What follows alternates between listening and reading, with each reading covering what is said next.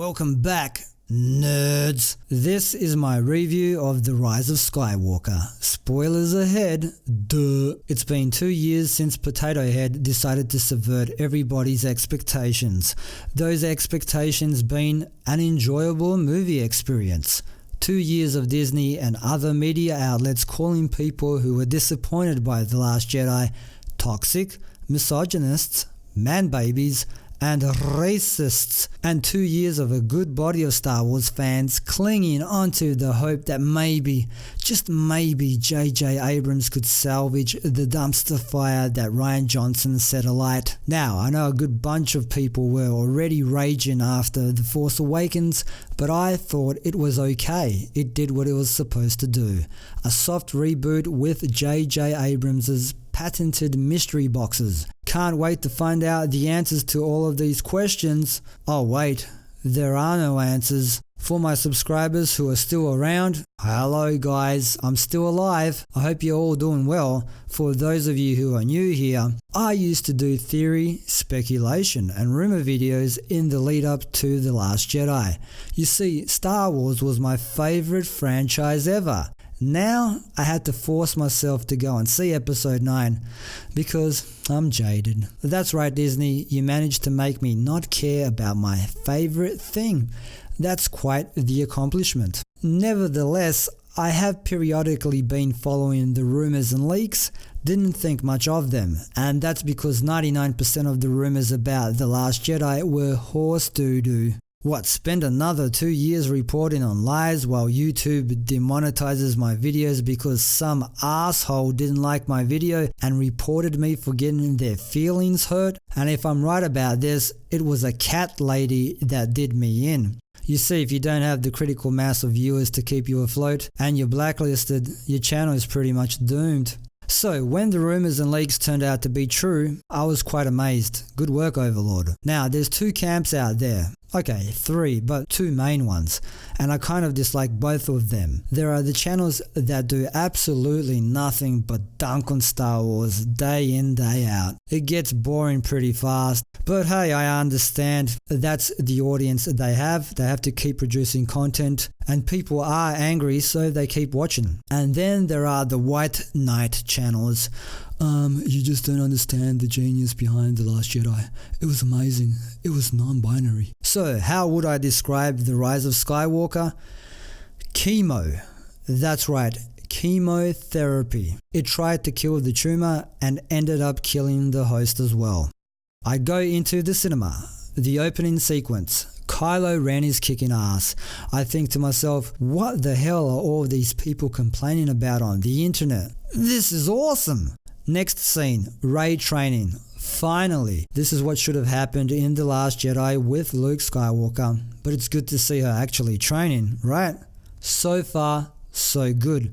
And then Poe, Finn and Rey reunite, and this is where the movie starts to fall apart, and we're like 5 to 10 minutes in. Poe Dameron was the most annoying character in the whole movie. You know, this guy. Do you want me to be gay? Do you want me to be bi? I could be a fire hydrant if you want. I wanted to explore other possibilities, really push my character. You're a resistance fighter, you moron. There was only one scene in the whole movie I wasn't rolling my eyes when he was on screen, and that's at the end when he thinks nobody is coming and they're all doomed. He felt human there, but only for a second. It felt like half the movie is quick cuts of Rey, Finn and Poe bickering on some planet I don't care about, meeting characters I'm supposed to care about when I still don't care about half of the main cast. Token black man meets token black woman. Poe meets up with a Daft Punk reject. Rey heals a snake. Remember, snakes are people too.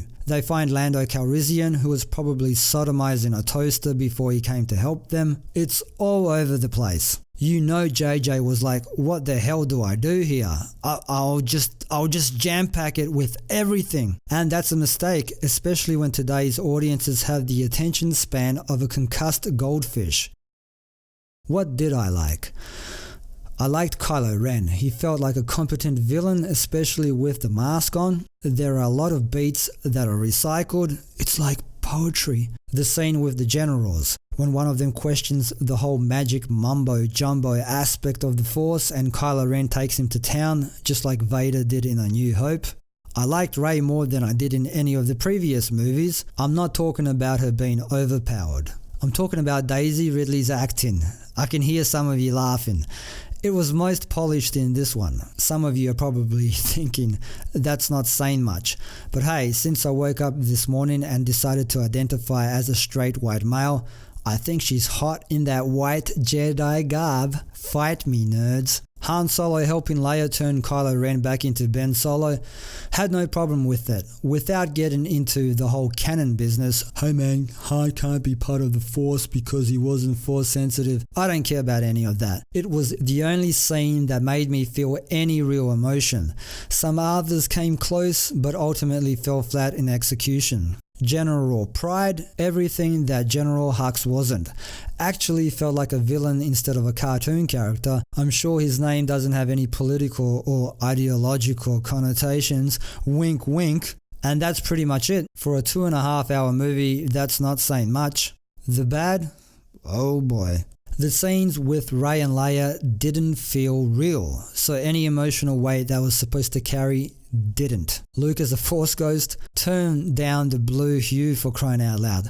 Looked lame, his scenes were poorly executed and badly acted out. Mark Hamill was probably too busy tweeting about Trump to practice his lines in between takes. I mean, you want to keep getting roles in Hollywood. Show you're on the right side, Mark Hamill. Leia was more powerful than Luke, didn't you know? I mean, she beats him when they trained. You go, girl. I guess Luke was always incompetent. I'm glad that's canon now. The final space battle? Come on, JJ, bigger doesn't always mean better. Like 10,000 ships on screen at once, it's like a special needs kid went berserk with a crayon. Wookiee horses galloping on the hull of a ship. Does anybody with common sense work over at Lucasfilm? All that Star Destroyer needed to do was bank to the right. And goodbye, Resistance. Splat. Rey Palpatine. I was always a proponent of Rey being Luke's kid.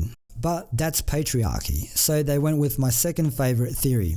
She's Palpatine's granddaughter.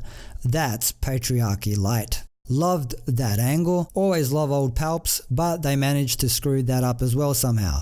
How do you screw that up? Instead of chasing MacGuffins, they should have focused more on Rey's internal struggle. You just learned you're the granddaughter of Darth Sidious. Oh well, at least JJ took a jab at Rian Johnson when she decided to live as a hermit on Arc 2, and Luke's like, screw that, that's just stupid. Probably why the critics are giving it such low scores, protecting their golden child, salivating at the mouth that The Last Jedi will have a better critic score than The Rise of Skywalker.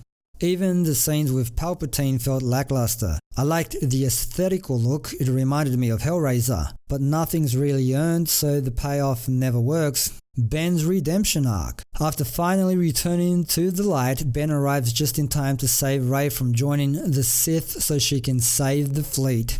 Palpatine changes his plan from going through with gender reassignment and decides he'd rather keep his old decrepit body instead, which probably makes him transphobic. He pawns both of them, electrocutes the whole Resistance fleet, and is about to kill Rey when Rey channels every Jedi to have ever lived, and it's a double knockout, folks. They're both dead. Oh wait, here comes Ben. He's not dead, he's back from the abyss. Ben decides to give his life force over to Rey for one final kiss. That's right, the Skywalker's lineage ends so that Ben Solo can kiss a Disney princess. She seems really upset at his passing too, because 5 minutes later she's back with her bestest friends ever, laughing and hugging. Star Wars Episode 10, BBC. Some of you will know what that means, you dirty bastards. Rey Skywalker. So, that final scene with the twin sons on Tatooine. I know what they were going for. I'm sure on paper it seemed like a really good idea, but just like most of the film, it felt flat, it just wasn't earned. They even contradict themselves. How can this be the end of the Skywalker saga if Rey's a Skywalker now? That would mean even they don't consider her to be a real Skywalker, and neither do I. After trying to lay the blame on the fans and pretending everything was just fine and dandy, The Rise of Skywalker is proof that Potato Head screwed the franchise to Kingdom Come. J.J. Abrams and his co-screenwriter Chris Terrio, both known for writing really well thought out scripts, just didn't have the chops to save the trilogy. I don't think anybody could have saved it. The Last Jedi was so fundamentally bad that JJ would have needed another 3 movies to try and course correct, and that's what this movie feels like. 3 movies packed into one. Nothing lands, ideas that should have worked fall flat. The whole mindset was, let's end this circus as soon as possible. I won't miss any of these characters. When Return of the Jedi finished, I was eager to find out more about those characters. There was a whole expanded universe out there because people were interested in that stuff. I don't care what happens to any of these characters after this film. Since the purchase of Star Wars by Disney, this is how I rank the films: The Force Awakens, Rogue One, The Rise of Skywalker, Solo, The Last Jedi. I'd like to take the time out to thank all the design artists, visual effects artists, and puppeteers. I know how hard that job is. You get very little credit when it's you guys that build these worlds. It can't be easy watching people dunk on a project you worked so hard on. We don't blame you. You guys rock. It's the people at the top, and the people at the top need to go as soon as possible. Hey, at least we have The Mandalorian until this Wunderkid gets his hands on it. That's it for me. I've been away for a long time. If you want to continue hearing me rant in the future, like and share the video. This channel has been pretty much dead since I started making critical videos about Star Wars. You see, leading up to The Last Jedi, when I was enthusiastic about the franchise, everything was hunky-dory. Ever since I started sharing my disappointment, demonetized. Funny how that works. So, if the interest returns, I'll be back. If not, peace be upon you, brothers and sisters. And remember, the Force is with Disney's profits. Always. This movie will still probably make $1 billion.